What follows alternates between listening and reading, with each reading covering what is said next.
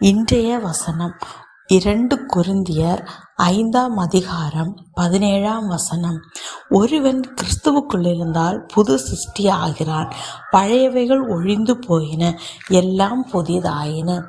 உங்கள் கடந்த கால தவறுகளாலோ அல்லது மற்றவர்கள் உங்களுக்கு செய்த காயங்களாலோ நீங்கள் முழுவதுமாக உடைந்து போன பாத்திரம் போல் இருக்கிறீர்களா? நீங்கள் பழைய நிலைக்கு திரும்பவே முடியாது என்று நினைக்கிறீர்களா? நம் தேவன் உடைந்த நிலையில் இருக்கும் ஒவ்வொருவரையும் தேவன் நம்மை ஒட்ட ஆரம்பிக்கும் இடம். நாம் உடைந்திருக்கும் இடத்தில்தான் நம் தேவன் ஒவ்வொருவருக்கும் நம்முடைய பழைய வாழ்க்கையை மறந்து ஒரு புது சிருஷ்டியாக மாறுவது எப்படி என்று வேதாகம் நமக்கு கற்பிக்கிறது. நாம் கிறிஸ்துவுக்குள் இருந்தால் நம்முடைய வாழ்க்கையில் ஏற்படுகிற மாற்றங்கள் சொந்த முயற்சியாலோ அல்லது நல்ல பழக்க வழக்கங்களாலோ வருவதில்லை. நாம் இயேசு கிறிஸ்துவை நம்முடைய சொந்த இரட்சகராக ஏற்றுக்கொண்டு அவருக்குள்ளே இருக்கும்போதுதான் இந்த அதிசயம் நடக்கிறது. தேவன் நம்மை ஒட்டுவதற்கு பதிலாக புதிதாக படைக்கிறார். ஒரு உடைந்த பாத்திரத்தை ஒட்டும் போது இணைப்புகள் தெரியும். ஆனால் தேவன் நம்மை உருவாக்கும் போது பழைய முறிவுகள் மறைந்து விடுகின்றன.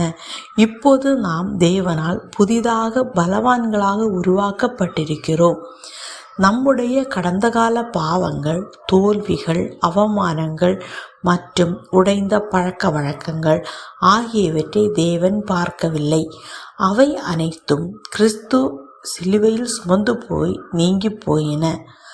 நம்முடைய பழைய வாழ்க்கை மாறி புதிய வாழ்க்கை கிடைக்கிறது.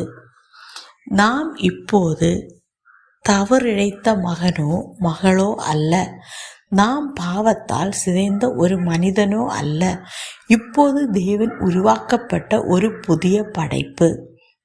தேவன் எரேமியா தீர்க்கதரிசியை குயவன் வீட்டிற்கு போக சொன்னார்.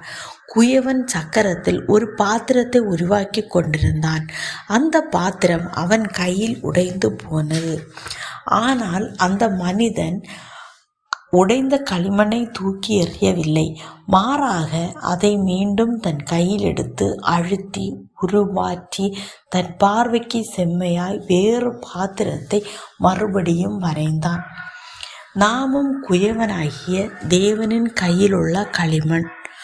பாவம், காயம் அல்லது தோல்வியினால் நாம் கெட்டுப்போகும்போது தேவன் நம்மை நிராகரிப்பதில்லை.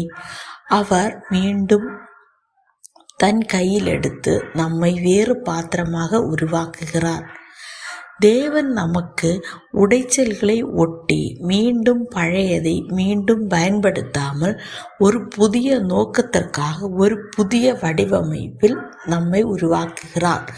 நாம் உடைந்த இடத்தில்தான் தேவன் அவருடைய வல்லமை வெளிப்படுத்தும் இடமாக மாறுகிறது. ஜெபம். அன்புள்ள குயவனாகிய பிதாவே, நான் உடைந்த ஒரு பாத்திரம், நான் கெட்டுப்போன களிமண். ஆனால் நீர் என்னை தூக்கி எறியவில்லை. என்னை நான் என் பழைய பாவங்களை, குற்ற உணர்ச்சிகளை மற்றும் என் உடைச்சல்களை உமது சிலுவையின் அடியில் வைக்கிறேன். நான் கிறிஸ்துவுக்குள் இருக்கிறேன் என்று விசுவாசிக்கிறேன்.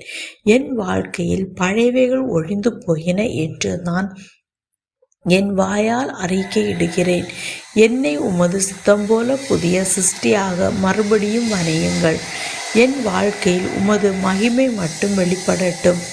இயேசுவின் நாமத்தில் ஜெபிக்கிறோம். ஆமென்.